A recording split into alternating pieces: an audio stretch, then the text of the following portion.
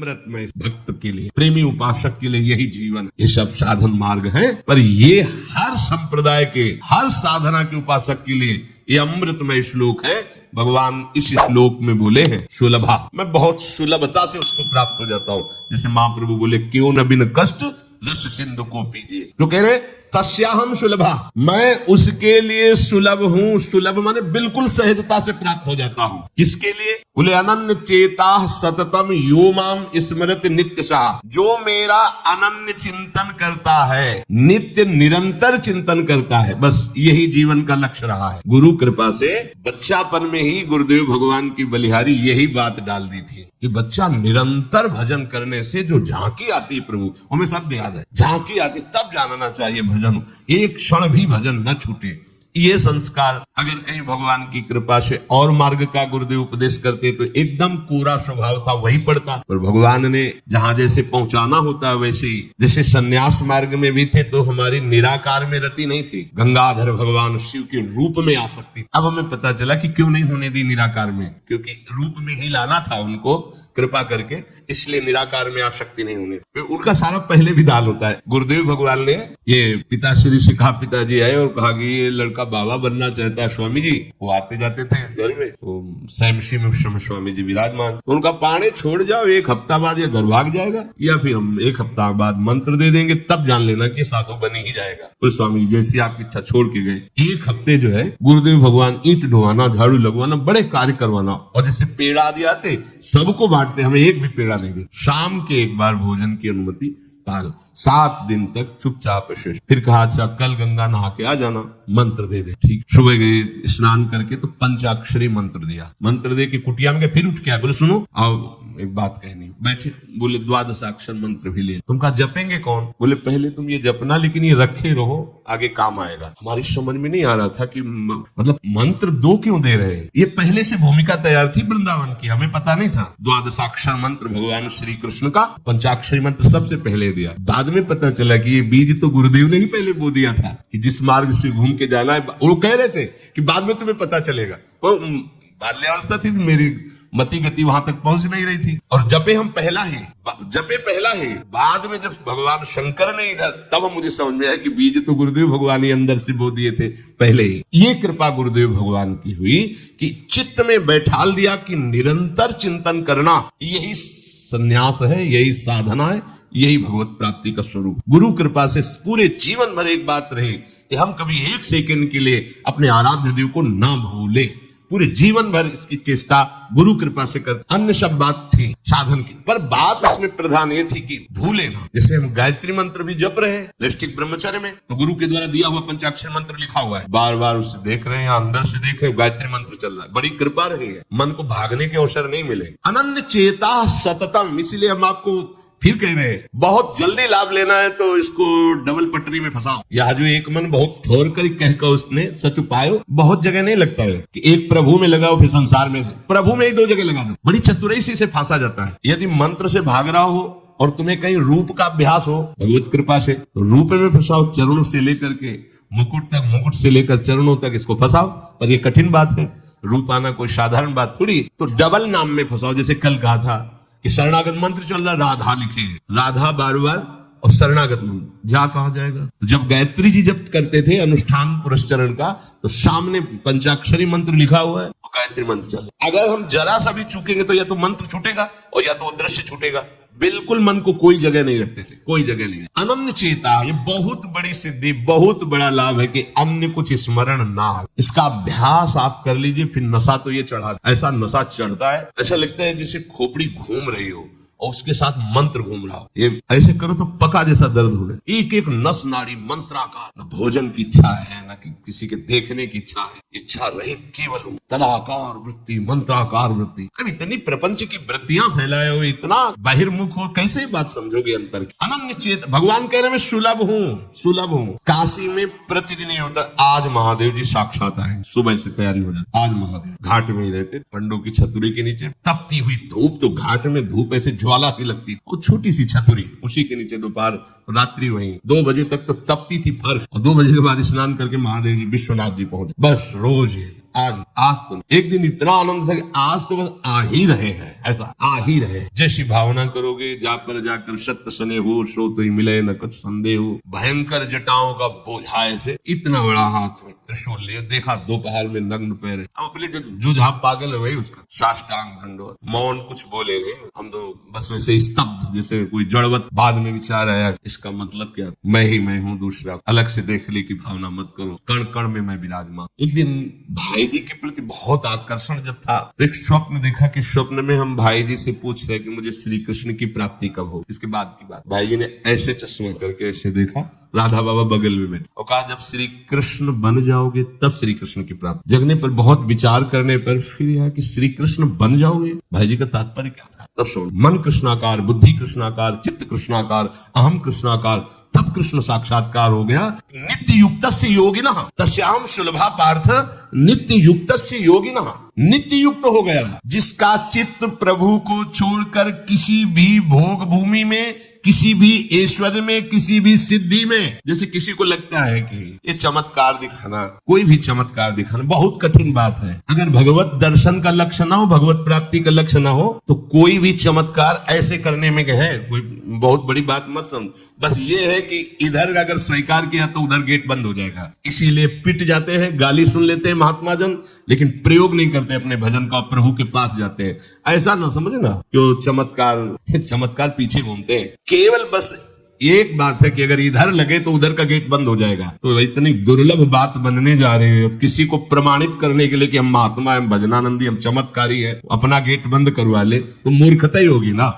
यहाँ क्या होगा, वाह वाह हो जाएगा, बस उसके आगे क्या होगा, फिर वही प्रपंच। तो ये जो ब्रज के महात्मा है, जो भगवत प्रेमी महात्मा है, जो भगवत प्राप्त करने वाले हैं, इनके अंदर चमत्कार के बाप की सृष्टि होती है। ये चमत्कार बहुत ऊपर होते हैं। ये नहीं सोचना चाहिए कि भजन होता तो उसने 2 थप्पड़ मारे भस्म कर देते। भजन का जानते हो, भजनानंदी का 2 थप्पड़ मारा है, तुम्हें निश्चित भगवान की प्राप्ति। तुम्हारा कभी अमंगल न हो, भगवान तुम्हारे परिवार को भी सुखी रहे और तुम आजीवन स्वस्थ रहकर पवित्र बुद्धि के द्वारा भगवान को प्राप्त। ये महात्माओं का बल होता है। महात्माओं के बल थोड़ी होता है किसी ने गाली दिया, मार दिया, जा भस्म हो जा, ये भस्मासुर थोड़ी होते हैं। भाई भस्म कर दिया, नष्ट। भाई साधुते हो न कारज, तब भगवान उनके अधीन होते हैं। ये चमत्कार, ये ना सोचो कि भजन करते होते तो फिर चमत्कार, या ये गाड़ी घोड़ा रुपया पैसा चमत्कार, ये पापियों के पास भी है। ये तो प्रारब्ध का खेल है, प्रारब्ध बदला, ऐसे से ऐसे हो गया, इनका कोई महत्व नहीं है।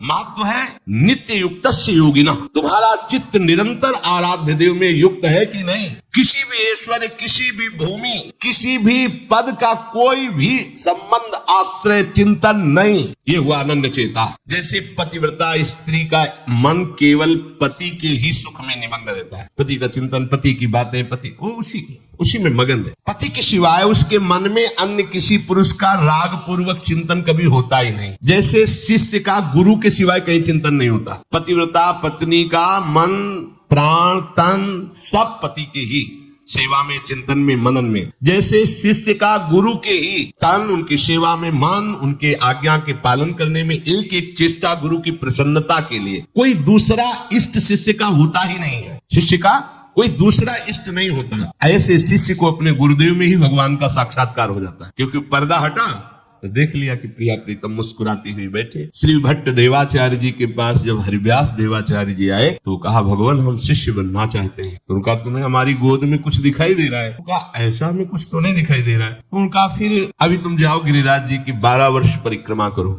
राधे राधे बोलो 12 वर्ष। ऐसा ही किया। 12 वर्ष बाद फिर आए, अब कुछ दिखाई दे रहा है? बोले भगवान कुछ नहीं दिखाई दे रहा। बोले जाओ, फिर 12 वर्ष। कह रहे कि जो शिष्य है गुरु की सिवा और कोई इष्ट नहीं है, उन्हीं का चिंतन, उन्हीं की आज्ञा, तो वही उसको साक्षात्कार हो जाता है। जब 24 वर्ष बाद आज्ञा पालन करके आए तो देखा प्रियालाल गोद में। बोले अब कुछ दिखा? हाँ। बोले प्रियालाल महाराज जी विराजमान। आओ, वही महावाणी के रचयिता श्री हरिव्यास देवाचार्य गुरु आज्ञा में एक कदम पीछे ने 24 वर्ष गिरिराज जी की परिक्रमा राधे राधे आए नहीं, जब तक आज्ञा पालन नहीं हुई। आज्ञा पालन साक्षात्कार करने के बाद मंत्र दीक्षा दी। आज्ञा पालन का फल भगवत साक्षात्कार। जो अन्य तरफ मन ले जाता है, अन्य तरफ अपना भाव ले जाता है, वो अनन्य चेता नहीं कहलाता है। अनन्य चेता को भगवान सुलभ हो जाते हैं। सततम यो माम स्मृत नित्यशः सततम का अर्थ होता है जब आप होश में हैं तो आपका मंत्र या नाम चल रहा हो। नींद खुली, आप जप नहीं रहे, आपको ऐसा कि मंत्र जपना, ऐसा नहीं, चल रहा है। तो सोते में भी चल रहा है। जब आप नींद में गए तो आपका मंत्र चल रहा था, आप सुषुप्ति में हो गए पर आपको पता नहीं। जब जगो तो आप देखो चल रहा है कि नहीं चल रहा है। अगर चल रहा है तो चल रहा था, नहीं चल रहा तो फिर सतत नहीं था। उसका कारण आपने सोते समय भजन नहीं किया। ये भी गुरु कृपा से पहले ही सिखा दिया गया था कि जब तक गाढ़ नींद ना आए तब तक आसन में बैठ के मंत्र जप करो, जब आ जाए तो लेट जाओ। मंत्र का ही चिंतन करते हुए, वैसे प्राय उपासक जो भजन करते हैं अनुभव करते होंगे, जगते ही मंत्र चल रहा है। सैकड़ों बार तो ऐसा अनुभव हुआ कि हम सो ही रहे पर आसन में बैठ गए, जब चेतना आई तो देखा है कि मंत्र चल रहा है, आसन में बैठे। अभ्यास बहुत बड़ा बल होता है। मतलब अभी नींद खुली नहीं, आसन में बैठ गए। बिल्कुल कभी भी जीवन में मतलब 10-5 मिनट का अंतर तो कह सकते हैं, लेकिन ऐसा नहीं कि आधा घंटा 1 घंटा का अंतर कभी जीवन में पड़ा हो। और वो अलार्म कभी जीवन में लगाया नहीं।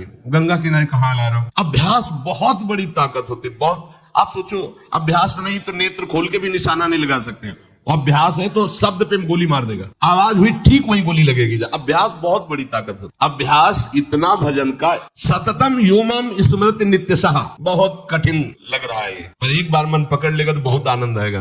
कैसी कैसी आनंद वृत्तियां होती हैं निरंतर भजन करने वालों की। दूसरे की जरूरत नहीं, अपने आप में नाचता है, अपने आप में बातें करता है, अपने आप में हंसता है, अपने आप में खेलता है। उसे किसी और की जरूरत नहीं होती। वो अपने आप, जो आप है ना, वो अपने आप से खेलता है, अपने आप में हंसता है, अपने आप से बातें करता है। जो भगवत प्राप्ति करना चाहता है, जो अध्यात्म की ऐसी ऊंचाई पर पहुंचना चाहता है जहां काम, क्रोध, लोभ, मोह, मद, मत्सर, ईर्ष्या, द्वेष इनका प्रवेश ही नहीं, इनकी पहुंच ही नहीं, कितना उस हृदय में आनंद होगा जिसमें कोई कामना नहीं, कोई द्वंद्व प्रभावित नहीं कर पा रहा। और यही तो प्राप्त करने के लिए हमें मानवदेह मिला है। पीछे के पद में भगवान ने भक्त्या युक्त शब्द का प्रयोग किया। भक्ति युक्त, भक्ति प्रभु के सिवा अन्य कोई हमारा प्रिय न रह जाए, ये है भक्ति की कसौटी। ज्ञान की कसौटी, आत्मरति के सिवा और कहीं रति न रह जाए। आत्मावान, आत्मरति, आत्म क्रीड़ावान, बात एक ही है। हम श्री कृष्ण बोले, ज्ञानी आत्मा बोले, योगी परमात्मा बोले, भक्त भगवान बोले, वो एक ही बात। पर अन्य कुछ रह जाना, ना वो ज्ञानी है, ना वो योगी है और ना वो भक्त है। भक्त्या युक्ता, प्रभु के सिवा अन्य कोई सत्ता नहीं, अन्य कहीं महत्ता नहीं, अन्य कहीं अपनापन नहीं। चाहे वो वस्तु हो या व्यक्ति हो या स्थान हो, चराचर जगत में कहीं भी अपनी प्रियता न रह जाए, इसी का नाम भक्ति है। कहने को भक्ति सरल लगती है, पर इसीलिए कठिन है कि सब जगह की प्रेम फांसी को काटकर एकमात्र आराध्य देव से प्रेम करना बड़ा बातें बना लेना बड़ा सरल है, पर अपनी ममता को, आसक्ति को समेट पाना बहुत बहुत कठिन। कोई बिरला साधक ऐसा होता है जो अपने लक्ष्य की तरफ रखता है, भगवान सामने, सदगुरुदेव सामने, पर ये दुष्ट इंद्रियां और मन जगत को ही पाना चाहते हैं, जगत को ही भोगना चाहते हैं, जगत को ही देखना चाहते। कैसी मलिनता। इसलिए भक्त्या युक्त, बातें केवल कर लेना थोड़ी होता कि हमें भगवत प्राप्ति करनी। भगवत प्राप्ति करनी है तो इसके मूल में सारी बात आ गई कि अब मुझे और कुछ चाह नहीं रखनी, और कोई कामना की पूर्ति नहीं करनी, और किसी से अपनापन नहीं रखना, मुझे प्रभु चाहिए। ये सावधान हो जाइए, आप एकांत में भी भगवान के सामने हैं, आपको हमारे श्यामा श्याम देख रहे हैं। ऐसी भावना से हर समय सजग रहोगे तो पापाचरण बंद हो जाए। पापाचरण बंद होते ही हृदय प्रभु की तरफ भाग पड़े। प्रभु की तरफ भागना क्या है? प्रतिक्षण उनका गाढ़ चिंतन। फिर किसी सुख की तुम्हें आकांक्षा नहीं करनी पड़ेगी, किसी सुख का तुम्हें अभाव नहीं लगेगा। ये परलोक सकल सुख पावत, मेरी सो भैया कृष्ण गुण सुन। तुम्हें मेरी शपथ है, तुम कृष्ण के गुणों का गायन करो, कृष्ण नाम रटो, कृष्ण रूप ध्यान करो। इसका फल होगा प्रियाजू के चरणों में प्रीति। जिसका गोरे चरणारविंद से संबंध है, ये परलोक किसी भी सुख की चाह ही नहीं रह जाती। प्रभु करुणा करके कह रहे हैं, वही आचार है, मेरी कसम तुम कृष्ण के गुणों का संचय करो, तुम्हें इस लोक परलोक में सब सुख मिल जाएंगे, कोई अभिलाषा अधूरी नहीं रह जाएगी। पर भक्त्या युक्त, अन्य संबंध, अन्य महत्व बुद्धि, ये कलंक है हमारी भक्ति में। नहीं समझ, चाहते हैं सुख, चेष्टाएं और चिंतन, दुखालयम अशाश्वतम। कैसे मिलेगा? चाहते हो अविनाशी पद और भोग दृष्टि रखते हो विनाशी की, प्रियता रखते हो विनाशी की, गाढ़ चिंतन करते हो विनाशी भोगों का, कैसे अविनाशी पद का अधिकार प्राप्त होगा? अरे तुम्हारा स्वरूप ही अविनाशी है। विस्मृत होकर भोगों में लगने से ही ये तुम्हारी दुर्दशा हुई। भक्त्या युक्ता, अपने हृदय को भक्ति से युक्त करो। आराध्य देव की शिवा और कहीं चिंतन न जाए। अभ्यास योग युक्तेनो चेतसा नान्यगामिना। स्पष्ट कह रहे हैं प्रभु, परमम पुरुषम दिव्यम याति पार्थान। निश्चित परम पुरुष दिव्य, उस परमात्मा की तुम्हें अनुभूति होगी, उसका साक्षात्कार हो जाए। अगर आपको यह वीडियो अच्छी लगी है तो वीडियो को लाइक करें, कमेंट करें और चैनल को सब्सक्राइब जरूर करें। और मैं आपको मिलता हूँ कल एक और नए वीडियो के साथ। राधे राधे।